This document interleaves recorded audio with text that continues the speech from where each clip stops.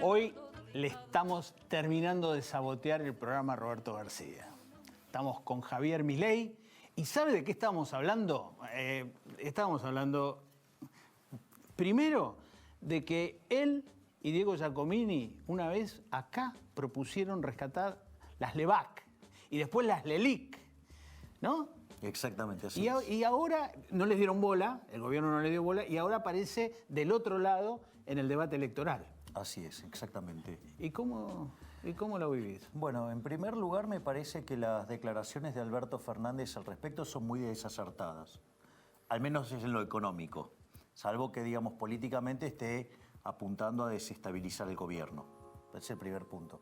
O sea, me parece desde lo técnico mal, porque implica un avance sobre los derechos de propiedad. Si vos te comprometiste a pagar algo y ahora no lo vas a pagar, o sea, vos estás violentando los derechos de propiedad. Ese es el primer punto. El segundo punto tiene que ver con la lógica de los bancos. O sea, si vos no llegaras a pagar las LELIC, podrías generar la quiebra de bancos. Básicamente, ¿por qué? Porque ¿qué es lo que tiene en el activo, digamos, un banco? Tiene caja, ¿sí? Tiene efectivo para cuando la gente le pide los depósitos. Tiene las LELIC, que son estos títulos del Banco Central. Tiene bonos y créditos al sector privado. Entonces, si Alberto Fernández, digamos, está diciendo que no le va a pagar, ¿con qué le va a pagar los bancos al depositante? Dada esa situación, que te pueden hacer quebrar los bancos, lo que puede generar es una corrida bancaria. Es decir, el depositante, sabiendo que no va a cobrar, va a querer retirar sus depósitos antes, y cuando esa situación ocurra y los bancos necesiten rescatar las LELIC, no la van a poder rescatar, o si se hace con emisión monetaria generas una hiperinflación, o alternativamente terminas en un plan Bonex.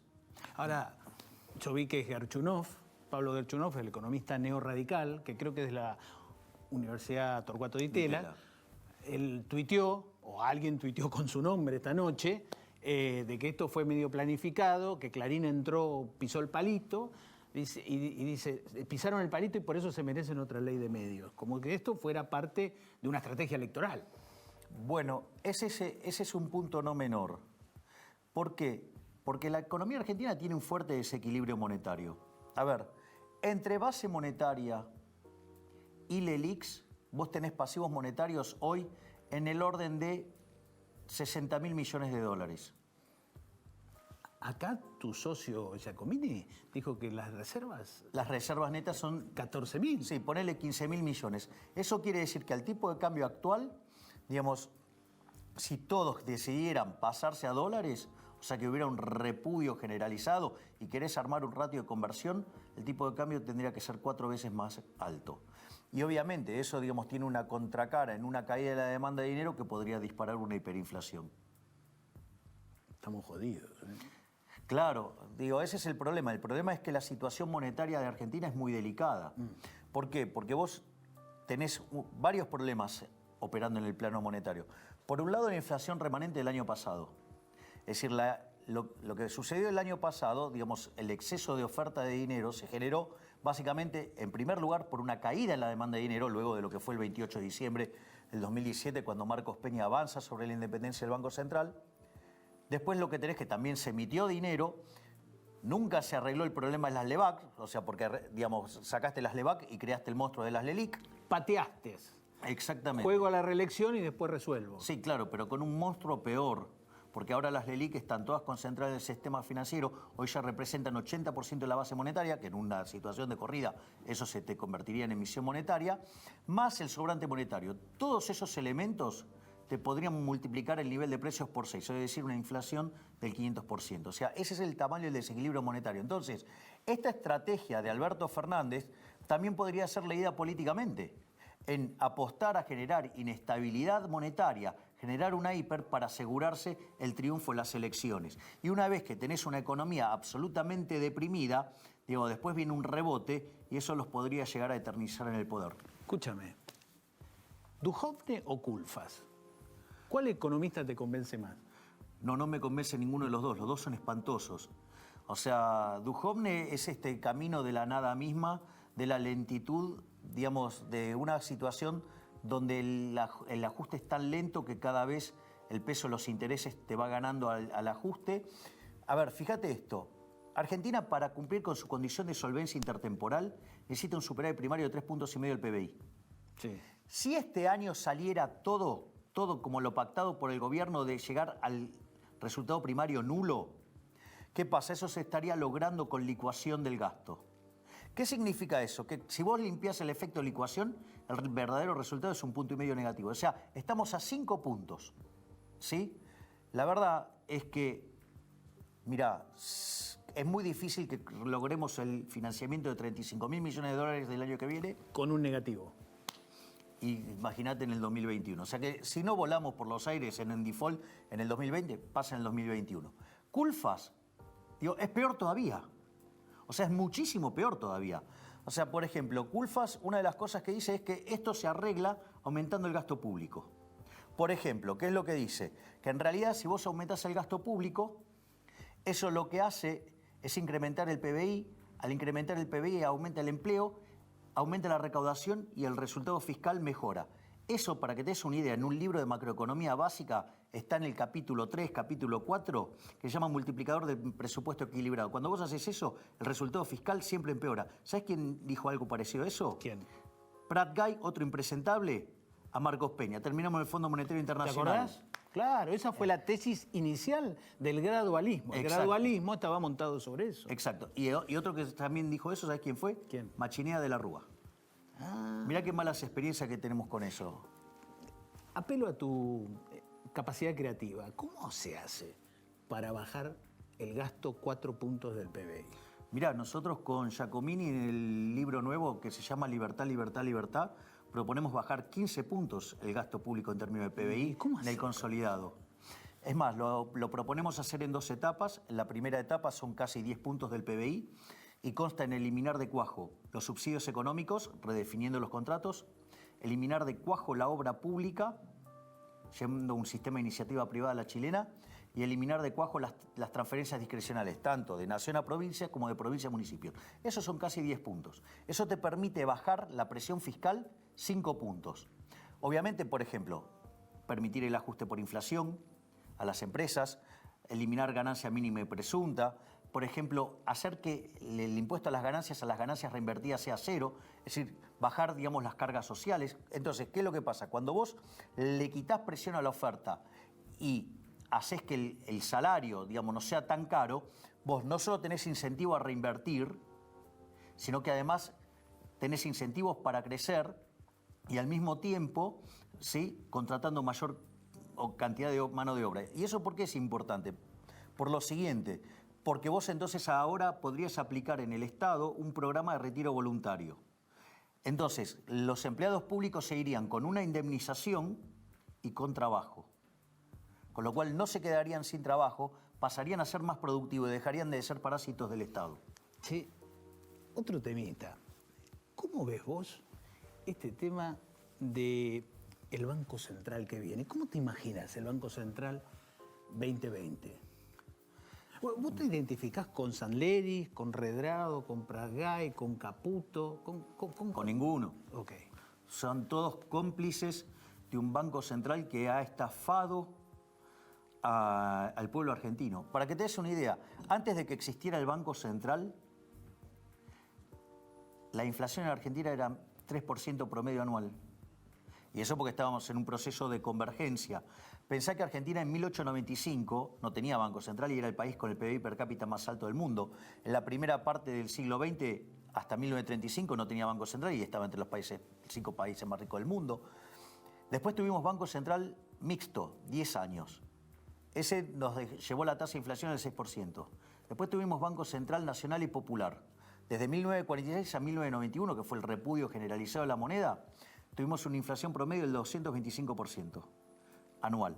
Tuvimos que quitarle 13,0 a la moneda. Destrozamos 5 signos monetarios. Tuvimos 2 hiperinflaciones sin guerra. Después vino la convertibilidad.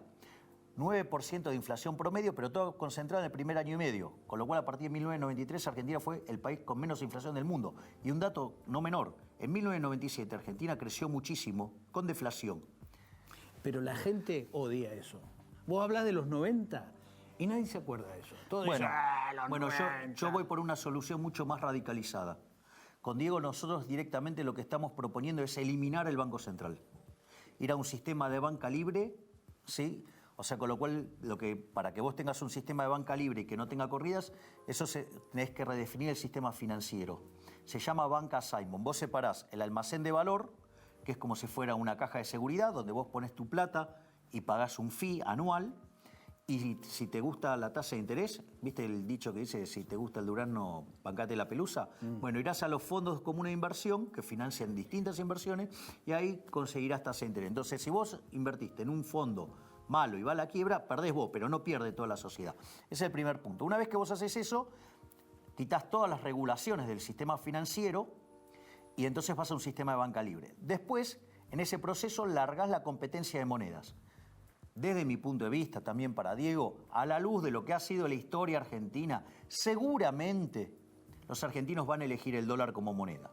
Dada esa situación, vos vas a tomar los activos del Banco Central y con eso vas a redimir los pasivos, ya sea la base monetaria y ya sean los títulos, por ejemplo, el ELIX y cosas por el estilo.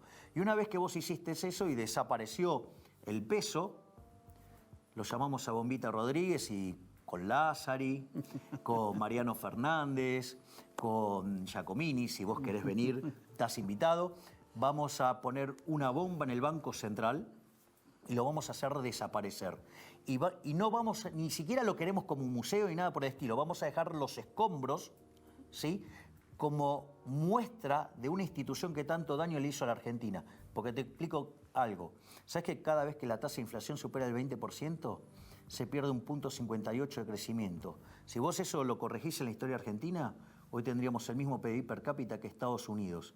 Y además, todos estos que generaron tanta inflación siempre se llenaron la boca hablando de los más vulnerables, donde la inflación es un impuesto al pobre y le pega 25 veces más fuerte.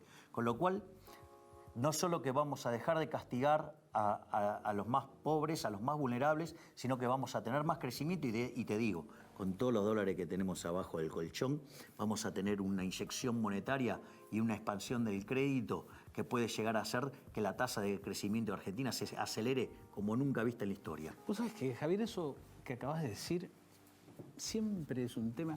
¿Por qué no se tiene conciencia de que la inflación es lo peor que le puede pasar a la gente que no tiene dinero, a la gente que está en dificultades? Yo noto que en los políticos en general hay, pero una enorme subestimación y no asumen que la inflación que muchas veces provocan ellos es lo que está hundiendo y lo que provoca pobreza en la Argentina. Bueno, eso tiene que ver de algunas malformaciones teóricas que tienen los economistas argentinos. Motivo por el cual con Diego, además decimos, Argentina no merece tener Banco Central, al margen de que no creemos en el Banco Central como institución en general.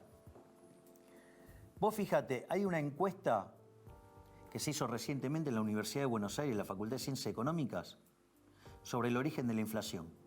El 83%, ¿sabes qué contestó? Que no tenía nada que ver con la emisión monetaria.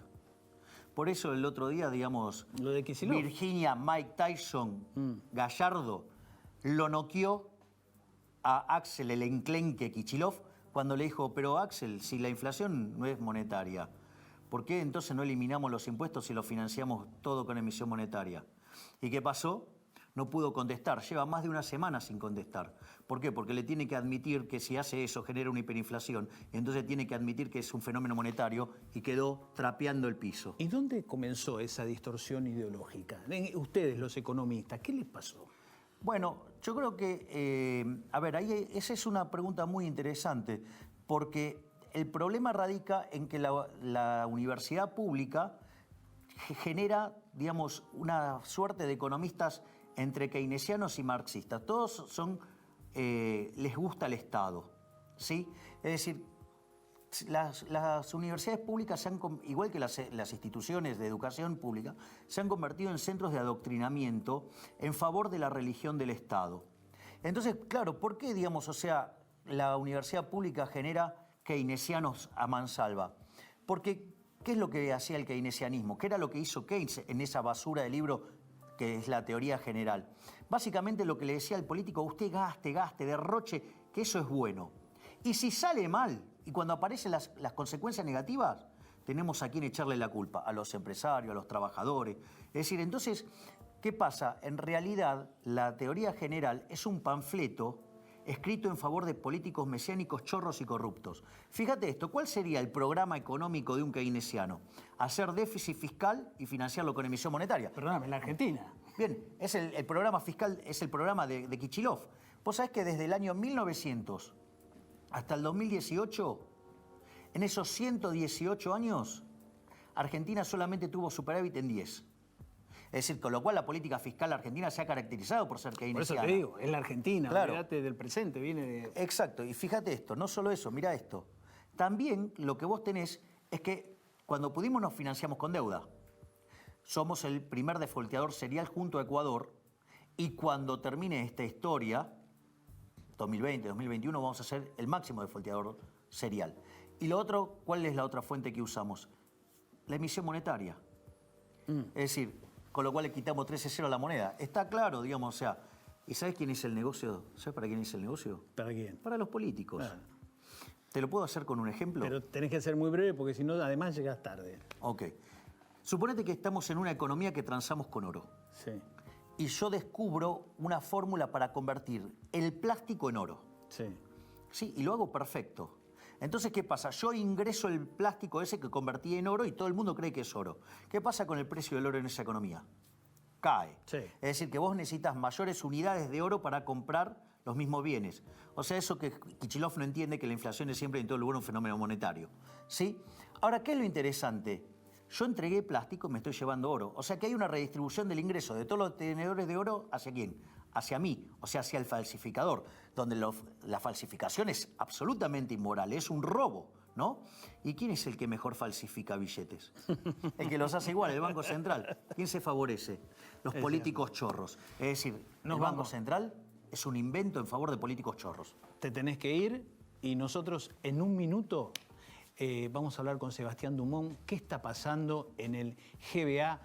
Un periodista que conoce con precisión el Gran Buenos Aires en su segunda, en su tercera, en su primera, en todas las secciones electorales. Ya venimos. Gracias. Gran periodista.